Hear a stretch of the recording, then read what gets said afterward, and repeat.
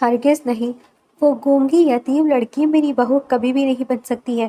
فائزہ بیگم اپنے بیٹے S P Sameer Durrani کو دیکھتے ہوئے غصے سے بولی تھی، جبکہ ایس پی سمیر درانی اپنی والدہ کی بات کو نظر انداز کرتا اپنے باپ کے حکم پر سر کو خم دیتے ہسپتال کے کمرے میں داخل ہوا تھا، جہاں پر دوائیوں کی بو اور مشینوں کی آواز وہاں کے منظر کو خوفزدہ کر رہی تھی۔ وہیں ایک کونے پہ معصوم سی لڑکی اپنے سامنے لاغر وجود کو دیکھتے خاموش آنسو بہا رہی تھی۔ اس نے ایک گہری سانس لیتے ہسپتال کے اس کمرے کو دیکھا تھا، جہاں پر اس کے باپ کا جگری دوست زندگی اور موت کے درمیان جنگ لڑ رہا تھا۔ ڈاکٹر نے جواب دے دیا تھا، اسی لیے ایس پی سمیر درانی اس کمرے میں باپ کی خواہش کی تکمیل کے لیے داخل ہوا تھا۔ تھوڑی ہی دیر میں ایس پی سمیر درانی نے اپنے باپ اور کچھ گواہوں کی موجودگی میں ان کے دوست کی گونگی بیٹی سے شادی کر لی تھی۔ وہ آنکھوں میں آنسو لیے اپنے باپ کو دیکھ رہی تھی، جس نے محبت سے اس کے سر پر ہاتھ رکھتے اپنی آنکھیں بند کی تھیں۔ کمرے میں چلتی مشین کی بیپ بیپ خاموش ہوئی تھی۔ وہ چیخنا چاہتی تھی مگر اس کی آواز برسوں پہلے ہی اس کا ساتھ چھوڑ چکی تھی۔ آنکھوں میں آنسو لیے وہ اپنے باپ کے بے جان وجود کو جھنجھوڑتی رہی، یہاں وہاں دیکھتی رہی مگر ادھر کوئی نہیں تھا۔ نکاح کے بعد سمیر وہاں سے جا چکا تھا، جبکہ اس کے والد فاروق درانی اپنی بیوی سے بات کرنے کمرے سے باہر نکلے تھے۔ وہ اپنے باپ کے وجود کو ہلاتے ہوئے اس کے سامنے ہاتھ جوڑ چکی تھی، جیسے کہنا چاہتی ہوں کہ آنکھیں کھولیں۔ وہ بے حال سی زمین پر بیٹھی رو رہی تھی۔ جب کمرے کا دروازہ کھلتے سمیر اندر داخل ہوا تھا، اس کی نگاہیں جیسے ہی زمین پر بیٹھے وجود پر پڑی، اس پر جیسے سکتہ طاری ہو گیا۔ اس کی بے حال حالت دیکھ کر اسے حیرت ہوئی تھی، پھر اچانک اس کی نگاہیں بستر پر پڑے اس کے باپ کی لاش پر پڑی تھی۔ اسے وقت نہیں لگا تھا سمجھنے میں کہ یہاں کیا ہوگا۔ اس نے چلاتے ہوئے اپنے باپ کو آواز دی تھی۔ فاروق صاحب، جو کہ اپنی بیوی کو ابھی تک سمجھا رہے تھے، سمیر کی آواز سن کر اس کی جانب آئے تھے۔ سمیر، تم یہاں پر؟ بابا، وہ انکل۔ سمیر کے الفاظ ابھی پورے ہی نہ ہوئے تھے کہ فاروق صاحب نے اس کے ہاتھ کے اشارے کی جانب دیکھا اور ان کے حلق سے ایک چیخ نکلی تھی۔ وہ چلتے ہوئے اپنے دوست کے وجود کے پاس گئے، جیسے تسلی کرنا چاہتے ہو کہ ان کے دوست کی سانسیں ابھی چل رہی ہیں، مگر انہوں نے زمین پر بیٹھی لڑکی کو اپنے سینے سے لگا لیا اور رو دیا۔ سمیر، تم یہاں کیا کر رہے ہو؟ فائزہ بیگم سمیر کے پیچھے وہاں چلی آئی تھی جب سمیر بھری ہوئی آواز میں بولا تھا، ماں، میں اپنی زندگی گاڑی کی چابی بھول گیا تھا۔ تو جاؤ، چابیاں پکڑو، جاؤ یہاں سے۔ یہ غریب لوگوں کا تو کام ہے تماشا کرنا۔ آپ دیکھ رہے نا یہاں پر کیا ہوا ہے؟ خدا کے لیے اپنے لفظوں پر غور کیجیے اور پلیز آپ ڈرائیور کے ساتھ گھر جائیں۔ سمیر اپنی والدہ کو ڈرائیور کے ساتھ گھر بھیجتا اپنے باپ کی جانب آیا تھا۔ ہسپتال کے سارے پیپرز کلیئر کرنے کے بعد وہ انہیں اپنے ساتھ لے گیا تھا۔ کفن دفن کرتے ہی فاروق صاحب نے ایک اہم فیصلہ کیا۔ سمیر، میں چاہتا ہوں کہ قرۃ العین آج ہی تمہارے ساتھ رخصت ہو کر ہمارے گھر آ جائے گی۔ حالات کی نزاکت کو دیکھتے ہوئے سمیر نے خاموشی سے اپنے باپ کی بات مان لی تھی اور قرۃ العین اپنی بے بسی اور اپنے باپ کی موت پر ماتم بنائے سوگوار سی سمیر کے ساتھ چل رہی تھی۔ ایک ایک قدم پر اسے یوں لگ رہا تھا کہ جیسے وہ اپنے لیے کھودی گئی قبر میں خود ہی اپنی مرضی سے لیٹنے جا رہی ہے۔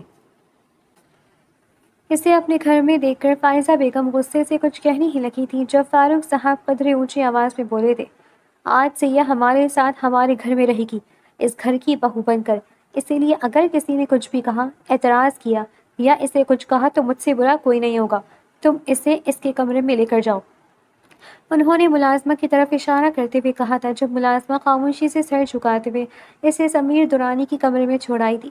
وہ سر جھکائے کمرے میں بیٹھی تھی جب سمیر درانی اس کے قریب آیا تھا۔ زیادہ خوش فہم ہونے کی ضرورت نہیں ہے، تم سے نکاح تم پر ترس کھا کر کیا ہے اور تمہاری میری زندگی میں کوئی حیثیت نہیں ہے۔ مجھ سے کسی طرح کی کوئی امید نہ لگانا، میں کسی اور سے محبت کرتا ہوں اور نکاح بھی اسی سے ہی کروں گا۔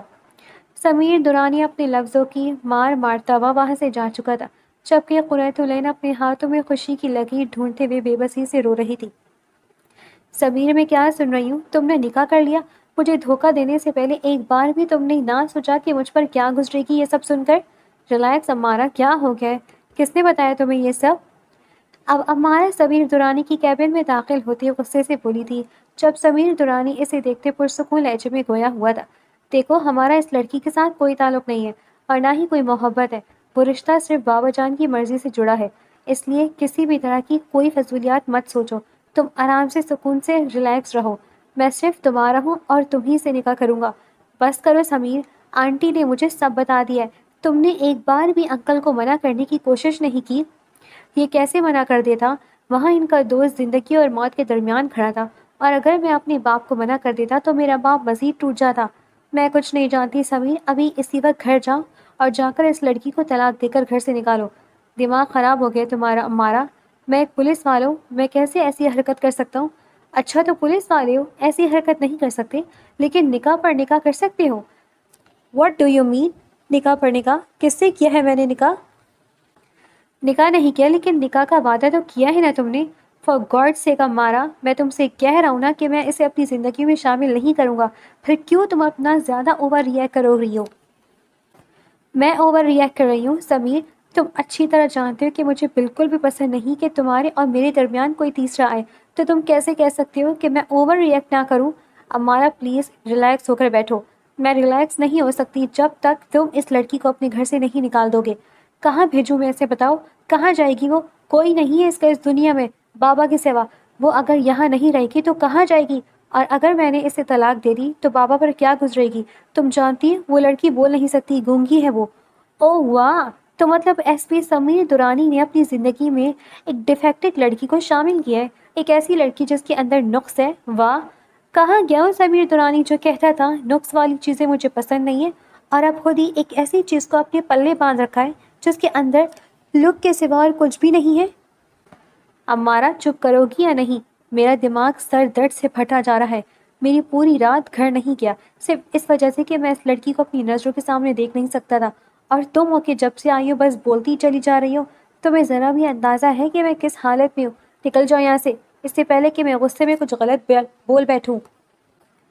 سمیر، تم مجھ سے اونچی آواز میں بات کر رہے ہو؟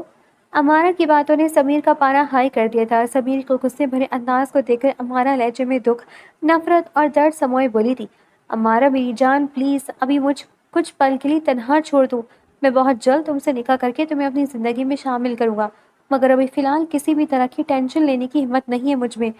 مجھ پر پہلے ہی بہت زیادہ بوجھ ڈالا ہوا ہے، مجھے ایک کیس کو جلد از جلد حل کرنا ہے، اگر میں اسے حل نہ کر سکا تو تم نہیں جانتی میرے ساتھ کیا ہو سکتا ہے۔ یار میری نوکری جا سکتی ہے، اور تمہیں اچھی طرح پتہ ہے کہ مجھے اپنی نوکری اپنی جان سے بھی زیادہ عزیز ہے، لیکن وہ لڑکی۔ سمیر کی بات سن کر امارا نے کچھ کہنا چاہا تھا جب سمیر چل کر اس کے قریب آیا تھا، اس کے پاس کرسی کھینچتے بیٹھا، اس کے ہاتھوں کو اپنے ہاتھوں میں لیتے نرمی سے بولا تھا، تمہیں اپنی محبت پر یقین نہیں ہے؟ میری زندگی میں تمہارے علاوہ کوئی بھی نہیں آ سکتا، سمجھی؟ تو اب جاؤ، گھر جاؤ، ریلیکس رہو، فضول کی باتیں سوچنے کی ضرورت نہیں۔ سمیر نے نرمی سے کہتے ہوئے اس کے چہرے پر آئی لٹک کو اس کے کان کے پیچھے کیا تھا، جس پر امارا کے چہرے پر مسکراہٹ نمودار ہوئی تھی۔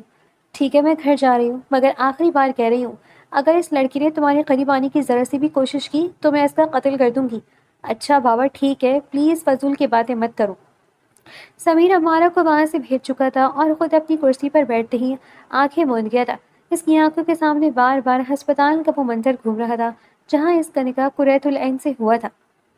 فاروق صاحب کے کام پر چلے جانے کے بعد فائزہ بیگم غصے سے بھپری ہوئی سمیر کے کمرے کی جانب بڑھ رہی تھی، جہاں پر قریۃ العین جان نماز پر بیٹھی اللہ سے دعا مانگنے میں مصروف تھی۔ فائزہ بیگم غصے سے دروازہ کھولتے اندر داخل ہوئی تھی، قریۃ العین کو بازوؤں پکڑے اپنے ساتھ باہر کی جانب گھسیٹتے ہوئے لے کر آئی تھی اور کچن میں دھکیلتے ہوئے غصے سے بولی تھی، آج سارا دن اس پورے گھر کا کام تم کرو گی، اور خبردار جو کسی بھی ملازم نے اس گوار کی مدد کرنے کی ذرا سی بھی کوشش کی، نہیں تو یاد رکھنا میرے قہر سے اسے کوئی نہیں بچا سکتا۔ نکلو یہاں سے، اور تم میرے شوہر کی تو اپنی معصومیت کے جال میں پھنسا سکتی ہو، مگر مجھے اور میرے بیٹے کو نہیں۔ فائزہ بیگم غصے سے بول ہی رہی تھی کہ اچانک امارا کی آواز ان کے کانوں سے ٹکرائی تھی، آنٹی آپ یہاں کیا کر رہی ہیں؟ ارے امارا تم کچھ نہیں، بس اس گوار کو اس کی اوقات دکھا رہی ہوں۔ او تو یہ ہے وہ جس کا نکاح انکل نے میرے سمیر کے ساتھ کیا ہے۔ امارا قریۃ العین کے قریب آتے ہوئے اس کے ہاتھوں پر اپنے پاؤں رکھ دیے تھے، جس پر قریۃ العین کے چہرے پر کرب کے آثار صاف نمودار ہوئے تھے۔ تجھے کیا لگتا ہے تو اپنی معصومیت کا جال میرے سمیر پر بچھائے گی اور وہ تیرے پیچھے دوڑا چلا آئے گا؟ کبھی نہیں، میں اپنی محبت تجھے کبھی حاصل نہیں کرنے دوں گی۔ تیری اوقات گھر کی ملازمت سے بھی گری ہوئی ہے، سمجھی تم؟ امارا غصے سے بولی تھی اور اس نے اپنے پاؤں کا دباؤ اس کے ہاتھوں پر مزید بڑھایا تھا، جس پر قریۃ العین کی آنکھوں سے آنسو بہنے لگے تھے۔ فائزہ بیگم نے آگے بڑھ کر امارا کو اپنی جانب کھینچا تھا، اسے اپنے سینے سے لگاتے تسلی دی تھی اور اپنے کمرے میں لے گئی تھی۔ پاس کھڑی ملازمہ نے انہیں جاتے دیکھا تو بھاگتے ہوئے قریت العین کے قریب آئیں، اسے سہارا دیتے اٹھایا تھا، اس کے آنسو صاف کرتے ہوئے بولی تھی، یہ بہت بے رحم ہے بی بی جی، آپ کو حوصلہ رکھنا ہوگا، آپ چلیں، میں آپ کے ہاتھوں پر کوئی دوائی لگا دیتی ہوں۔ ملازمہ آگے بڑھ رہی تھی جب قریت العین نے اسے ہاتھ کے اشارے سے منع کیا تھا اور خود کام میں مصروف ہو چکی تھی۔ گھنٹوں کی مشق کے بعد جب شام ڈھلنے لگی اور فاروق صاحب گھر کے آنے کا وقت ہوا تو فائزہ بیگم کا لہجہ اچانک بدل گیا۔ انہوں نے قریت العین کو بازو سے پکڑ کر باورچی خانے سے نکالا۔ اب جا کر اپنے کمرے میں میٹھی بھر کر بیٹھ جاؤ اور کان کھول کر سن لو، اگر فاروق صاحب یا سمیر کو ذرا بھی شک ہوا کہ تم سے کام کروایا گیا ہے یا تم نے اشاروں میں بھی کچھ بتانے کی کوشش کی تو میں تمہارا وہ حال کروں گی کہ تم اپنے باپ کی قبر پر جانے کے لائق بھی نہیں رہو گی۔ انہوں نے ملازمہ کی طرف دیکھ کر اسے بھی دھمکایا، تم نے بھی اگر منہ کھولا تو آج ہی فارغ کر دوں گی، سمجھی؟ قریت العین کانپتے ہوئے قدموں سے اپنے کمرے کی طرف بھاگی۔ اس کے ہاتھ کام کی وجہ سے سوج چکے تھے اور بازو پر فائزہ بیگم کی انگلیوں کے نیلے نشان صاف دکھائی دے رہے تھے۔ اس نے جلدی سے اپنی آستینیں نیچے کی تاکہ کوئی دیکھ نہ سکے۔ وہ بستر کے ایک کونے میں دبک کر بیٹھ گئی تھی۔ اس کی بے آواز چیخیں اس کے سینے میں حبس پیدا کر رہی تھی۔ اسے لگ رہا تھا کہ اس گھر کی دیواریں اسے نگل جائیں گی۔ کچھ ہی دیر بعد باہر گاڑی کے ہارن کی آواز آئی۔ فاروق صاحب اور سمیر گھر لوٹ آئے تھے۔ قریت العین نے جلدی سے اپنے آنسو پوچھے۔ سمیر جب گھر میں داخل ہوا تو اس کے چہرے کی زردی اور بھوجل قدم صاف بتا رہے تھے کہ وہ کتنا تھک چکا ہے۔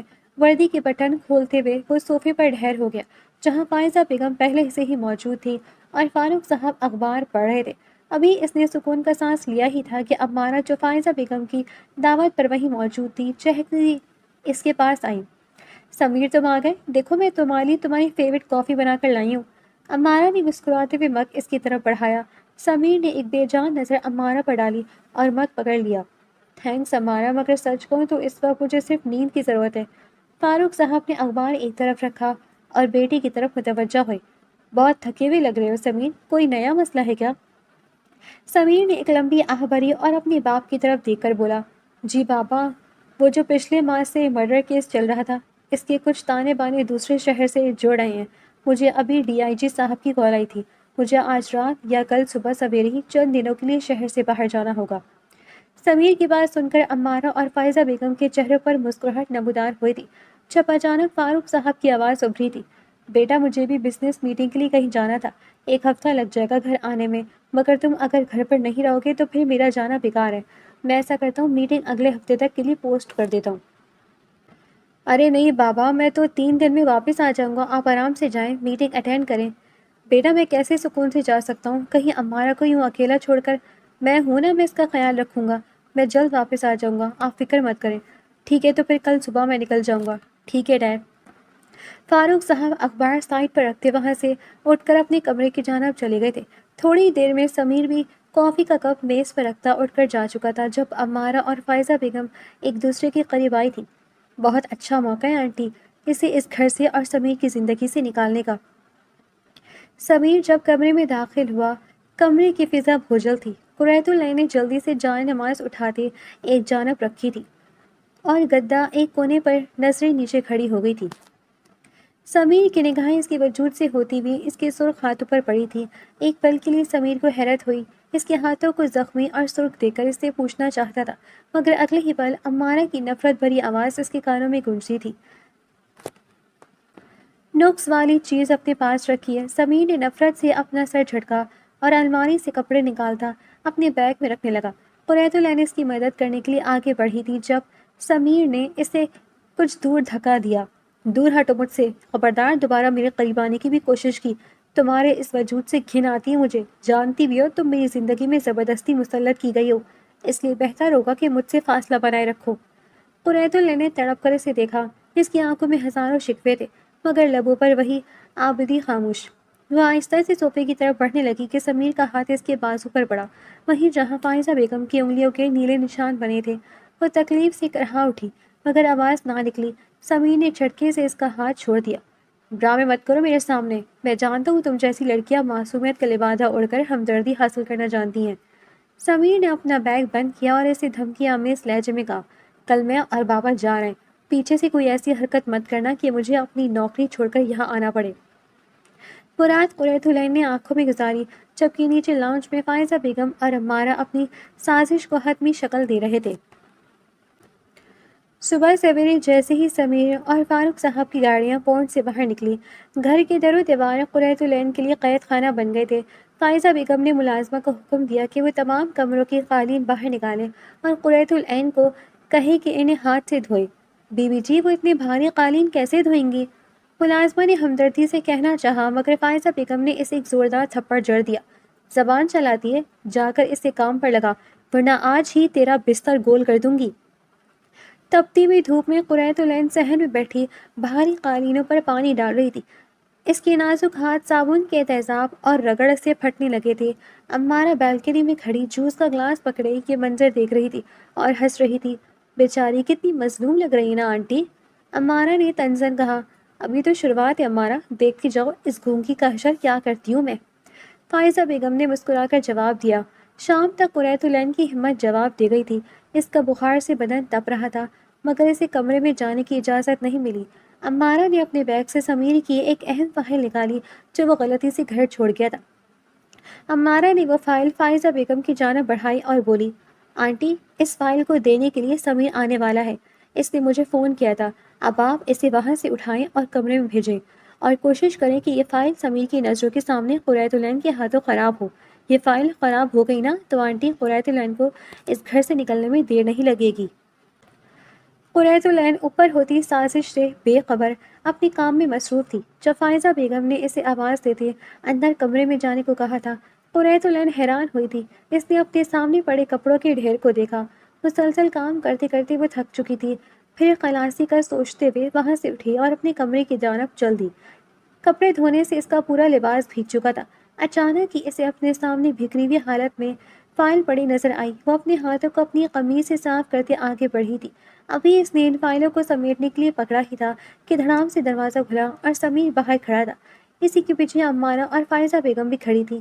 ان کے چہرے پر شیطانی مسکراہٹ دیکھ کر وہ سمجھ گئی تھی کہ یقیناً کچھ نہ کچھ غلط ہونے والا ہے۔ دروازہ اچانک کھلنے سے قریۃ العین گھبرا گئی تھی۔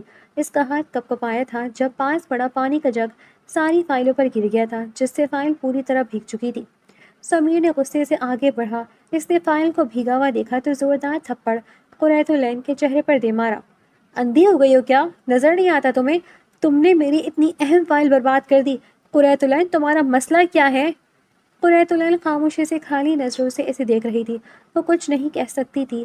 آج اسے اپنی بے بسی پر، اپنی آواز کے کھو جانے پر شدت سے رونا آ رہا تھا۔ سمیر نے قریۃ العین کی جانب دیکھا اور غصے سے بولا، تم جاہل گوار انسان، میرا منہ کیا دیکھوں گا اپنے آفیسر کو وہاں جا کر میری جاہل بیوی نے یہ سب کیا ہے۔ سمیر فائل کو ہاتھ میں پکڑے غصے سے بے قابو ہو رہا تھا جب عمارہ آگے بڑھی تھی۔ سمیر، یہ لڑکی تو اسی قابل ہے، گھر سے نکال دو اسے، نہیں تو نہ جانے یہ تمہیں کس کس کے سامنے جھکانے پر مجبور کر دے گی۔ تم ٹھیک کہہ رہی ہو عمارہ، لیکن اسے اپنی زندگی سے نکالنے سے پہلے اسے اس چیز کی سزا تو لازمی دوں گا۔ 5 سال کی محنت سے میں نے یہ فائل تیار کی تھی، مگر اس نے منٹوں میں، سیکنڈوں میں اسے برباد کر دیا۔ چلو تم میرے ساتھ۔ سمیر نے قریۃ العین کو بازوؤں سے تھامتے اپنے ساتھ گھسیٹتے ہوئے لے گیا تھا۔ اس نے اسے گھر کے پچھلے حصے میں بنے اسٹور روم میں بند کر دیا تھا، جہاں پر گھپ اندھیرا تھا۔ اندھیرا دیکھ کر قریۃ العین کا وجود پوری طرح سے کپ کپایا تھا۔ وہ سمیر کے ہاتھوں کو مضبوطی سے تھام گئی تھی اور پھر سر ہلاتے ہوئے وہاں بند ہونے سے انکار کر رہی تھی۔ سمیر نے اسے خود سے چھڑاتے کمرے میں دھکیلا تھا اور دروازہ باہر سے بند کر دیا تھا۔ اس نے چابی عمارہ کی جانب پھینکی۔ شام کو تم ہی اسے یہاں سے نکال دینا۔ امید کرتا ہوں کہ اسے اچھی سزا ملے گی اور میں کام سے واپس آ کر اسے اپنی زندگی اور اس گھر سے ہمیشہ ہمیشہ کے لیے نکال دوں گا۔ سمیر غصے سے کہتا وہاں سے نکل گیا تھا، جبکہ عمارہ اور فائزہ بیگم نے ایک زوردار قہقہہ لگایا تھا اپنی جیت پر۔ تم یہاں اکیلی کیا کر رہی ہو؟ کہیں تم میرا انتظار تو نہیں کر رہی تھی؟ اوہ، تم رو رہی ہو؟ اس نے اپنے سامنے بیٹھی 15 سال کی نازک سی لڑکی کو دیکھ کر کہا تھا، جو کونے میں بیٹھی گھٹنوں میں سرد یہ آنسو بہا رہی تھی۔ اسے دیکھ کر وہ اٹھ کر اس کے قریب گئی تھی اور اس کے سینے سے لگ کر پوری طرح رونے لگی تھی۔ ماما مجھے کیوں چھوڑ گئی؟ وہ کیوں چھوڑ کر چلے گئے مجھے؟ وہ کب آئیں گی واپس؟ بتائیں نا، وہ واپس آئیں گی نا؟ بولے نا بھائی، جواب دے۔ اس کی نرم نازک سریلی آواز سے اس کے اندر کا شیطان بری طرح جاگ اٹھا تھا۔ اس نے اسے اپنے قریب کیا تھا اور آہستہ سے اس کے بالوں میں ہاتھ پھیرتے ہوئے بولا تھا، بھول جاؤ انہیں، اب وہ کبھی واپس نہیں آئیں گی۔ میں ہوں نا تمہارے ساتھ، تم میرے پاس رہو میرے ساتھ، تمہیں کبھی کسی کی یاد نہیں ستائے گی۔ جانے کیوں اسے یہ لمس عجیب سا لگا تھا، وہ فوراً ہی اس کے قریب سے ہٹی تھی۔ یہ آپ کیا کر رہے تھے؟ وہ کپ کپاتی آواز میں بولی تھی جب اس نے ہاتھ بڑھا کر اس کا بازو تھاما تھا۔ تمہیں اپنے قریب لا رہا ہوں، تم جانتی ہو میں تمہیں بہت چاہتا ہوں، بہت زیادہ، اور میں تمہیں اپنے قریب رکھنا چاہتا ہوں۔ وہ جنونی انداز میں کہتا اس کا ہاتھ تھامتے اسے اپنی جانب کھینچنے کی کوشش کر رہا تھا جب وہ پوری طرح اس کی گرفت میں مچھلی تھی۔ خود کو چھڑانے کی اس نے بے تحاشا کوشش کی تھی، اس چکر میں اس نے اس شخص کے پیچھے کی جانب دھکا دیا تھا جو پیچھے پڑے ایک کانچ سے بری طرح ٹکرایا تھا، اور کانچ کے تیز دھار ٹکڑوں نے اس کی آنکھ کے نچلے حصے کو کاٹ دیا تھا۔ اس کے حلق سے دل خراش چیخ نکلی تھی۔ اس نے آگے بڑھ کر اس کے بالوں سے تھاما اور غصے سے بولا، کمینی، ہوش نہیں رہا تجھے؟ میں زندہ نہیں چھوڑوں گا تمہیں، تمہارا وہ حال کروں گا کہ زندگی بھر یاد رکھو گی۔ وہ غصے سے کہتا آگے بڑھا تھا، اس کا ہاتھ تھامتے اس نے اسے اندھیرے کمرے میں دھکیلا تھا اور اسٹور روم کا دروازہ باہر سے بند کر دیا تھا، اور وہاں سے ہسپتال چلا گیا تھا اپنے زخموں کا علاج کرانے۔ وہ اسے یہاں وہاں تلاش کرتا رہا مگر وہ کہیں نہ ملی۔ صبح سے شام، شام سے رات، اور رات سے اگلے دن، مگر اسے وہ کہیں نہ ملی۔ پورے 2 دن وہ اس اندھیرے کمرے میں بند رہی، چیختی چلاتی رہی، مدد کے لیے پکارتی رہی، مگر کمرہ ساؤنڈ پروف ہونے کی وجہ سے اسے کوئی سن نہ سکا۔ اس کمرے میں عجیب عجیب سی چیزیں پڑی تھیں، جیسے جانوروں کی کھالیں جن پر گاہے بگائے چوہے آ کر بیٹھ رہے تھے، عجیب سی بدبو، اور نہ جانے کیا کچھ تھا اس کمرے میں۔ اندھیرے کی وجہ سے وہ کچھ دیکھ نہ سکی، مگر وہ محسوس کر سکتی تھی کہ وہاں کچھ ایسا ضرور تھا جس کی وجہ سے اس کے لیے سانس لینا مشکل ہوتا جا رہا تھا۔ وہ نہیں جانتی تھی کہ اس کمرے میں بند ہوئے اسے کتنا وقت گزر چکا ہے۔ اچانک 2 دن بعد اس شخص نے کمرے کا دروازہ کھولا۔ اس لڑکی کا بے ہوش وجود دیکھ کر کچھ پل کے لیے اس کی آنکھوں میں ڈر آیا، مگر اگلے ہی لمحے اس کے دماغ پر شیطان نے قبضہ جما لیا۔ وہ اس کے بے ہوش وجود پر اپنے نام کی مہر لگانے کے لیے آگے بڑھا تھا جب اچانک پیچھے سے کچھ لوگ آ گئے تھے۔ اس لڑکی کے باپ نے آگے آ کر اس کے زخمی چہرے کو دیکھا اور ایک زوردار تھپڑ اس لڑکی کے منہ پر دے مارا تھا۔ بے حیا انسان، تجھے اپنا بیٹا مانا، میری بیٹی کے ساتھ گھٹیا حرکت کرنے کا سوچا، تجھے تو میں زندہ نہیں چھوڑوں گا۔ غصے سے کہتے اس کے باپ نے اس شخص کو پکڑا تھا، مگر ساتھ کھڑے لوگوں نے اسے اس سے دور کیا تھا اور پولیس کو بلا کر اسے حوالے کر دیا تھا۔ اپنی بیٹی کو اٹھاتے ہوئے وہ اسے ہسپتال لے گئے تھے، جہاں پر انہیں بتایا گیا کہ 2 دن چیخنے چلانے اور شدید صدمے کی وجہ سے اس کی آواز جا چکی ہے۔ اس کی آواز واپس آئے گی یا نہیں یہ کوئی نہیں جانتا، مگر اسے کسی بھی طرح کا صدمہ نہ پہنچے ورنہ اس کی جان بھی جا سکتی ہے۔ وہ بے بسی سے اپنی بیٹی کی جانب دیکھتے رہے تھے۔ 2 دن پہلے تو اس کی جان سے عزیز بیوی اسے چھوڑ گئی تھی، اور اب اس کی بیٹی کی یہ حالت۔ دوسری طرف اسے خبر ملی کہ جس شخص کو پولیس کے حوالے کیا گیا تھا وہ کچھ ہی دیر میں چھوٹ گیا تھا۔ تب اسے پتہ چلا کہ اس شخص کا تعلق کتنے با اثر اور گھٹیا لوگوں سے تھا جو ہر طرح کے غلط کاموں میں ملوث تھے۔ وہ اپنی بیٹی کو لے کر گھر پہنچا تھا جب سامنے صوفے پر اسے 25 سالہ وہی شخص بیٹھا نظر آیا تھا۔ اس کے چہرے پر پڑنے والا زخم ابھی تازہ تھا۔ کیا بات ہے، مجھے امید نہیں تھی کہ آپ خود اپنی بہن کو یہاں میرے پاس لے آئیں گے۔ خیر، اچھا کیا، اب اس کے ساتھ وقت گزارنا آسان ہو جائے گا اور آپ کو اپنے راستے سے ہٹانا اس سے بھی زیادہ آسان۔ خطرناک انداز میں کہتا وہ ان کی جانب بڑھا تھا جب ناصر صاحب قریۃ العین کے آگے آ کر کھڑے ہوئے تھے۔ خبردار عزیز، اگر تم نے میری بیٹی کو چھونے کی کوشش بھی کی تو میں تمہاری جان لے لوں گا۔ ناصر صاحب کی بات سن کر عزیز ہنسا تھا۔ اور آپ کو لگتا ہے ناصر صاحب کہ میں اس دھمکی سے ڈر جاؤں گا؟ کبھی نہیں۔ قریۃ العین کو میرے نکاح میں دے دوں، تمہارے لیے فائدہ مند ہوگا۔ مر جاؤں گا مگر اپنی بیٹی تمہیں نہیں دوں گا۔ تو پھر تم بھی سن لو، قریۃ العین کو کسی اور کا تو میں ہونے نہیں دوں گا۔ شرم کرو تم نیچ انسان، بھائی سمجھتی ہے وہ تمہیں؟ سمجھنے کو تو کسی کو کچھ بھی سمجھا جا سکتا ہے، جیسے میں اسے اپنی ہونے والی بیوی سمجھتا ہوں۔ اب کیا بیوی سمجھتے سمجھتے بیوی والے حقوق بھی حاصل کر لوں؟ اس سے پہلے کہ وہ مزید کچھ کہتا، قریۃ العین نے ایک زوردار تھپڑ عزیز کے چہرے پر مار دیا تھا۔ عزیز نے غصے سے قریۃ العین کی جانب دیکھا اور آگے بڑھا ہی تھا کہ اچانک دروازہ کھلا اور فاروق صاحب اندر داخل ہوئے تھے۔ فاروق صاحب کو دیکھ کر عزیر وہاں سے چلا گیا، اپنے اندر انتقام کی آگ لیے۔ ناصر صاحب نے فاروق صاحب کو اپنی بیوی کی موت اور اپنی بیٹی کے ساتھ ہونے والے حادثے کے بارے میں بتایا، جس پر فاروق صاحب انہیں اپنے ساتھ دوسرے شہر لے آئے۔ وہ لوگ گمنام بن کر وہاں رہنے لگے۔ عزیر انہیں ڈھونڈتا رہا مگر وہ کہیں نہ مل سکے، اور پھر ایک دن اسے قریۃ العین مل گئی۔ آج بھی اس نے اسے اندھیرے کمرے میں بند کیا تھا۔ قریۃ العین کمرے میں اندھیرا دیکھ کر بری طرح گھبرا گئی تھی۔ وہ تڑپ رہی تھی، دروازہ بجا رہی تھی، جبکہ باہر عزیر اس کی بے بسی کا تماشا بنتا قہقہے لگا رہا تھا۔ جس قدر زور سے وہ دروازہ بجاتی، عزیر اتنا ہی زور سے ہنستا۔ آخر کار تھک ہار کر قریۃ العین نے دروازہ بجانا چھوڑ دیا تھا۔ جب عزیر نے دروازہ کھولا اور چلتا ہوا اس کے قریب گیا، اسے بالوں سے پکڑ کر اپنے سامنے کیا اور اپنے ہونٹ اس کے کان کے قریب لے جاتے سرگوشی میں بولا، تم میری ہو، صرف میری، نکاح میں نہ صحیح، نکاح کے بغیر صحیح، مگر میں تمہیں خود سے دور نہیں جانے دوں گا، سمجھی تم؟ عزیر کے الفاظ قریۃ العین کی روح کو جما رہے تھے۔ وہ حیرت سے آنکھیں کھولے اسے دیکھے جا رہی تھی۔ اس کے لب کانپ رہے تھے جیسے اس کے وجود میں روح ہی نہ ہو۔ اس نے اس کے چہرے پر تھپتھپاتے ہوئے کہا، تمہارا باپ ہسپتال میں داخل ہے، جاؤ، مگر یاد رکھنا مجھ سے فرار حاصل کرنے کی ذرا سی بھی کوشش کی تو تمہارے لیے اچھا نہیں ہوگا۔ عزیر اس سے دور ہٹا تھا جب قریۃ العین اپنے اندر جان پیدا کرتے اپنے باپ کے بارے میں سوچتی وہاں سے بھاگتی چلی گئی تھی۔ جیسے ہی وہ باہر نکلی، اسے احساس ہوا کہ وہ کسی پارکنگ ایریا میں ہے۔ وہیں اسے فاروق صاحب بھی نظر آئے تھے۔ وہ بھاگتے ہوئے فاروق صاحب کے قریب گئی تھی۔ فاروق صاحب جو اس کے لیے پریشان تھے، اسے دیکھ کر ان کی جان میں جان آئی تھی۔ وہ جانتے تھے کہ قریۃ العین جا کر بھی کچھ نہیں بتا سکے گی، اس لیے فی الحال اسے اپنے ساتھ ہسپتال کے اس کمرے میں لے گئے تھے، اور پھر اس کے بعد جو کچھ ہوا وہ سب بھی اس کی آنکھوں کے سامنے لہرانے لگا۔ اس اندھیرے کمرے میں سمیر کے بند کر کے چلے جانے کے بعد قریۃ العین کو ایک بار پھر عزیر اور اس کا بچپن، ہر چیز یاد آنے لگی تھی۔ وہ بری طرح روتی تھی۔ اسے سمیر میں پہلی دفعہ عزیر کی جھلک دکھائی دی تھی۔ قریۃ العین کے لیے اس وقت سمیر اور عزیر میں کوئی فرق نہیں رہا۔ جس طرح عزیر اسے اندھیرے کمرے میں بند کر کے اس کی بے بسی پر ہنستا تھا، سمیر نے بھی انجانے میں وہی طریقہ اپنایا۔ لاؤنج میں فائزہ بیگم اور عمارہ صوفے پر بیٹھی قہقہے لگا رہی تھی۔ میز پر ڈھیروں سنیکس اور چائے کے مگ پڑے تھے، جیسے وہ کسی دشمن کی بربادی کا جشن منا رہی ہو۔ آنٹی آج تو مزہ آ گیا، سمیر نے جس طرح اسے دھکا دے کر بند کیا ہے، اب وہ کبھی اس کی شکل دیکھنا بھی پسند نہیں کرے گا، عمارہ نے مسکراتے ہوئے کہا۔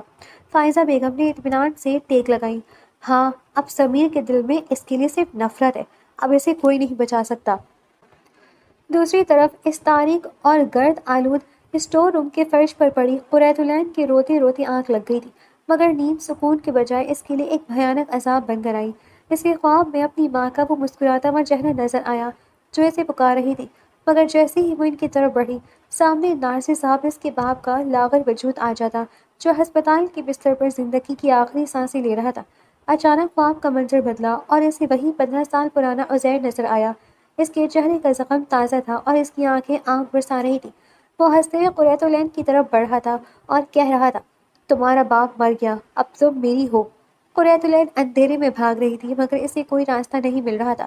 اسے لگا جیسے سمیر اور عزیر کے چہرے ایک ہو گئے ہوں اور دونوں مل کر اسے اندھیرے میں دھکیل رہے ہیں۔ اس کے حلق سے ایک دل دوز چیخ نکلی، ایک ایسی چیخ جو برسوں سے اس کے سینے میں دفن تھی۔ وہ ہڑبڑا کر اٹھ بیٹھی۔ اس کا پورا وجود پسینے میں شرابور تھا اور دل کی دھڑکنیں قابو سے باہر تھیں۔ اسے احساس ہوا کہ وہ ابھی تک اسی کال کھوٹری میں قید ہے۔ رات گہری ہو چکی تھی، پورے گھر پر موت جیسی خاموشی طاری تھی۔ جب فائزہ بیگم اور عمارہ اپنے کمروں میں جا کر سو چکی تھی، ملازمہ جس کا دل قریۃ العین کی حالت دیکھ کر کڑ رہا تھا، دبے پاؤں اسٹور روم کی طرف آئی۔ اس کے ہاتھ میں دوسری چابی تھی اور دوسرے ہاتھ میں کھانے کی پلیٹ۔ اس نے کانپتے ہاتھوں سے تالا کھولا اور اندر داخل ہوئی۔ قریۃ العین دیوار سے لگی آنکھیں پھاڑے اندھیرے کو گھور رہی تھی۔ ملازمہ کو دیکھ کر وہ ایک پل کے لیے لرز گئی۔ اسے لگا کہ عزیر پھر سے آ گیا ہے۔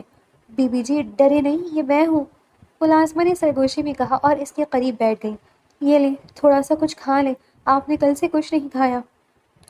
قریۃ العین نے کھانے کی طرف دیکھا بھی نہیں، اس کی نظر صرف بند دروازے پر جمی تھی۔ ملازمہ نے زبردستی اسے پانی کا گھونٹ پلایا۔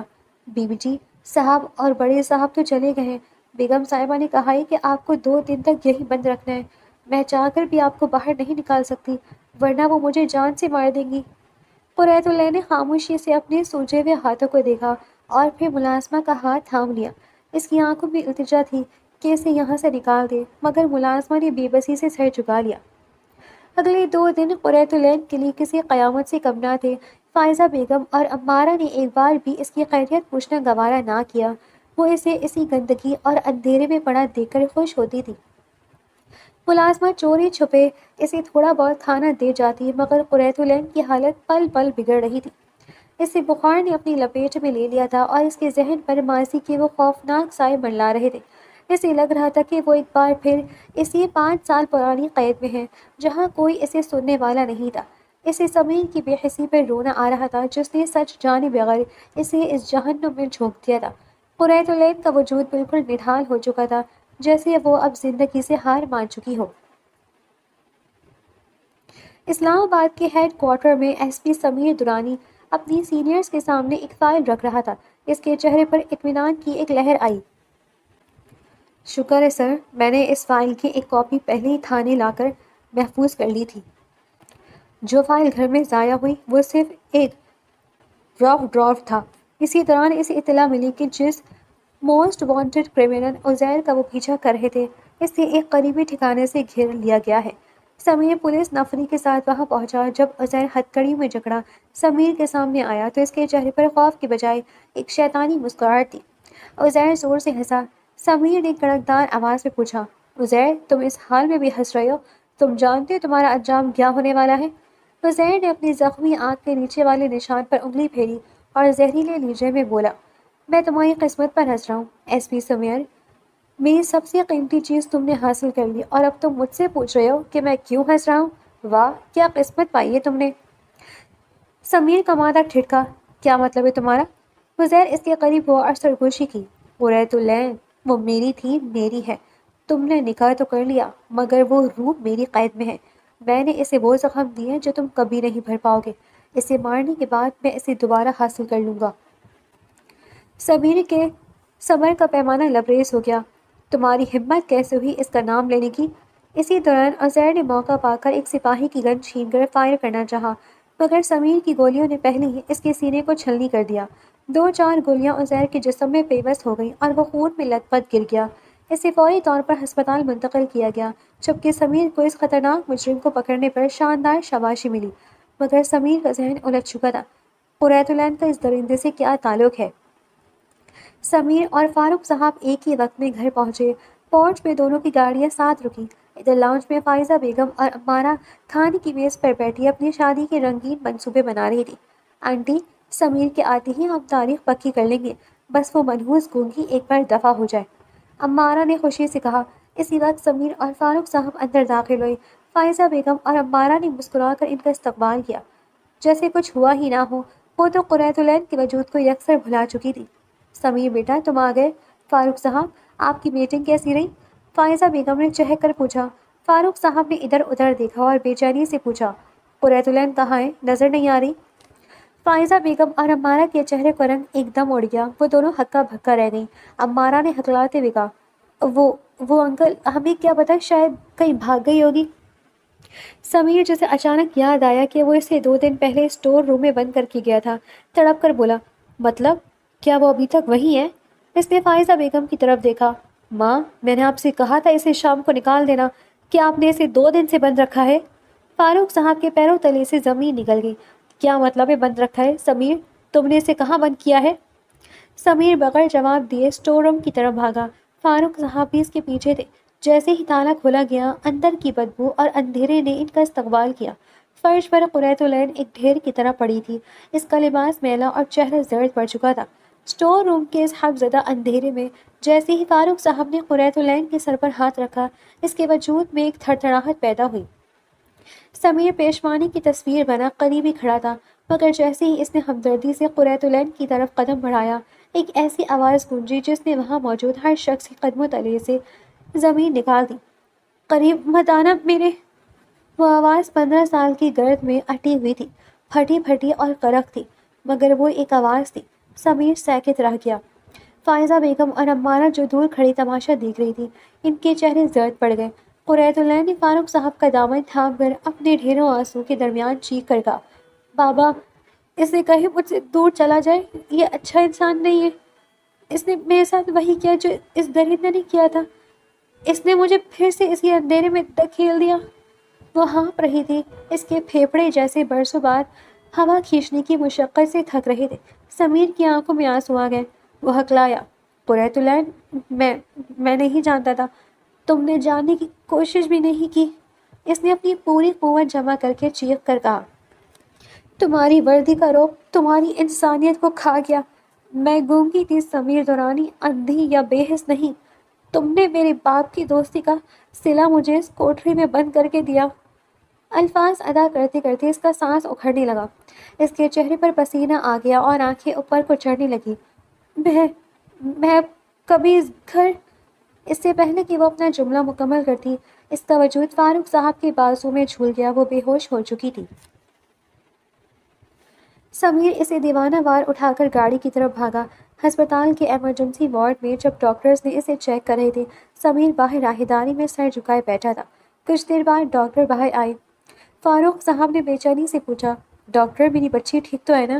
اور یہ معجزہ کیسے ہوا؟ وہ تو سالوں سے بول نہیں پاتی تھی۔ ڈاکٹر نے اینک درست کرتے ہوئے سنجیدگی سے سمیر اور فاروق صاحب کو دیکھا۔ دیکھیں، میڈیکل سائنس میں اسے ایفونیا کہتے ہیں، جو کسی شدید صدمے کی وجہ سے ہوتا ہے۔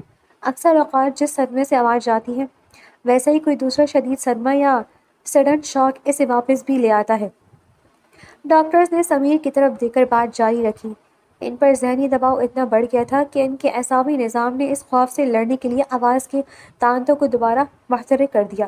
یہ لڑکی ابھی شدید شاک میں ہے، اس کا بلڈ پریشر بہت کم ہے، اسے جسمانی سے زیادہ ذہنی سکون کی ضرورت ہے، ورنہ یہ دوبارہ خاموشی کی وادی میں جا سکتی ہے یا اس کی جان کو بھی خطرہ ہو سکتا ہے۔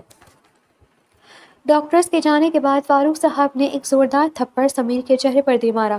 سنا تم نے؟ تمہارے اس شاک نے اسے آواز تو دے دی، مگر اسے زندگی اور موت کی سرحد پر لا کھڑا کیا۔ اگر اسے کچھ ہوا سمیر تو میں تمہیں کبھی معاف نہیں کروں گا۔ سمیر نے کوئی احتجاج نہیں کیا۔ اسے عزیر کی وہ ہستی یاد آ رہی تھی اور اب اسے سمجھ آ رہا تھا کہ عزیر نے اسے خوش قسمت کیوں کہا تھا۔ اس نے اپنی انا کی خاطر اس لڑکی کو وہاں بند کیا تھا جہاں اس کی روح پہلے ہی زخمی تھی۔ کمرے کے شیشے سے اس نے اندر دیکھا جہاں قریۃ العین آکسیجن ماسک لگائے بے سود پڑی تھی۔ وہ اب بول سکتی تھی، مگر سمیر جانتا تھا کہ اب وہ جب بھی بولے گی اس کے الفاظ سمیر کے لیے زہر کے گھونٹ ہوں گے۔ اب ان کے درمیان خاموشی کی دیوار نہیں بلکہ نفرت کی ایک بلند و بالا دیوار کھڑی ہو چکی تھی۔ ہسپتال کی سنسان راہداری میں فاروق صاحب نے بھوجل آواز میں سمیر کو وہ سب سچ بتا دیا جو اب تک وہ چھپائے ہوئے تھے۔ انہوں نے بتایا کہ کس طرح برسوں پہلے عزیر نے قریۃ العین کو اسی طرح ایک اندھیرے کمرے میں بند کیا تھا، جس کی وجہ سے اس کی آواز چھن گئی تھی۔ سمیر کے پیروں تلے سے زمین نکل گئی۔ بابا، میں نے نادانی میں اس کے ساتھ وہی کچھ کیا جس نے اسے جیتی جاگتی لاش بنا دیا تھا۔ میں کیسا محافظ ہوں جس نے مجرموں والا کام کیا۔ سمیر کے آنسو اس کی وردی پر گر رہے تھے، مگر اب پچھتاوے کے سوا کچھ باقی نہ تھا۔ کچھ گھنٹے بعد جب قریۃ العین کو ہوش آیا تو سمیر ڈرتے ڈرتے اس کے کمرے میں داخل ہوا۔ اسے دیکھتے ہی قریۃ العین کی آنکھوں میں وہی وحشت اور نفرت ابھری۔ اس نے ایک گہری سانس لی اور کانپتی مگر دو ٹوک آواز میں بولی، سمیر دورانی، مجھے تم سے کوئی شکوہ نہیں، کیونکہ تم نے وہی کیا جو تمہاری تربیت اور تمہاری ماں نے تمہیں سکھایا۔ لیکن اب میں تمہارے نام کا بوجھ مزید نہیں اٹھا سکتی۔ مجھے طلاق چاہیے۔ سمیر کا دل جیسے کسی نے مٹھی میں جکڑ لیا۔ قریۃ العین، مجھے ایک موقع دو، میں سب ٹھیک کر دوں گا۔ کچھ ٹھیک نہیں ہو سکتا، اس نے کانٹدار لہجے میں کہا۔ میری آواز واپس آ گئی ہے تاکہ میں اپنے حق کے لیے بول سکوں، مجھے آزاد کر دو۔ سمیر نے جھکے ہوئے سر کے ساتھ قریۃ العین کی آنکھوں میں دیکھا۔ وہاں اب محبت یا لحاظ کی کوئی گنجائش نہ تھی۔ اس نے بھرائی ہوئی آواز میں کہا، ٹھیک ہے، اگر میری دوری ہی تمہیں سکون دے گی تو میں تمہیں آزاد کر دوں گا۔ ایک ہفتے بعد قریۃ العین کے گھر واپس آتے ہی فائزہ بیگم اور عمارہ کے حوصلے بلند ہو گئے۔ وہ دونوں لاؤنج میں بیٹھی خوشیاں منا رہی تھیں۔ سمیر سیڑھیوں کے قریب رک گیا جب اسے ان کی زہریلی باتیں سنائی دی۔ شکر ہے وہ منحوس اس گھر سے جا رہی ہے، فائزہ بیگم نے سکون کا سانس لیتے ہوئے کہا۔ عمارہ، اب تم سمیر کی دلہن بننے کی تیاری کرو۔ عمارہ نے حقارت سے ہنس کر کہا، بالکل آنٹی، ویسے اچھا ہوتا اگر وہ اس اسٹور روم میں ہی مر جاتی، نہ آواز واپس آتی اور نہ یہ طلاق کا ہنگامہ ہوتا، قصہ ہی ختم ہو جاتا۔ سمیر کا خون کھول اٹھا، وہ ایک دم سامنے آیا، اس کا چہرہ غصے سے سرخ تھا۔ بس کر دو عمارہ، اور ماں آپ بھی، اس نے گرج کر کہا۔ فائزہ بیگم ہکا بکا رہ گئی۔ سمیر نے عمارہ کی طرف اشارہ کرتے ہوئے کہا، تم ایک ایسی لڑکی کے مرنے کی دعا کر رہی ہو جس پر تم لوگوں نے ظلم کے پہاڑ توڑ دیے، اور ماں، آپ نے ایک یتیم بچی کے ساتھ جو کیا، اس کے بعد میں آپ کو ماں کہتے ہوئے بھی شرمندہ ہوں۔ سمیر ابھی ان پر برس ہی رہا تھا کہ اچانک سب کی نظریں سیڑھیوں پر پڑی جہاں قریۃ العین کھڑی تھی۔ اس کے اپنے ہاتھوں میں ایک کاغذ کا پکڑا تھا۔ اس کا چہرہ پرسکون تھا مگر اس کی آنکھوں میں ایک عجیب سی چمک تھی۔ وہ دھیرے دھیرے چلتی ہوئی ان کے قریب آئی۔ عمارہ اور فائزہ بیگم کی زبانیں جیسی گنگ ہو گئی تھیں۔ قریت اللہ نے سمیر کی طرف دیکھا، پھر عمارہ کی طرف مڑ کر بولی، مرنے کی دعا تو اپنے نصیب کے لیے کرو عمارہ، کیونکہ میں تو جی گئی ہوں، اور رہی بات اس گھر کی تو یہ گھر تمہاری جیسی عورتوں کو ہی مبارک ہو۔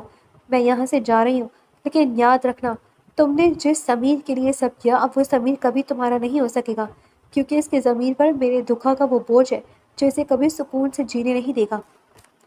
اس نے طلاق کے پیپرز میز پر رکھے اور سمیر کی طرف آخری نظر ڈالی۔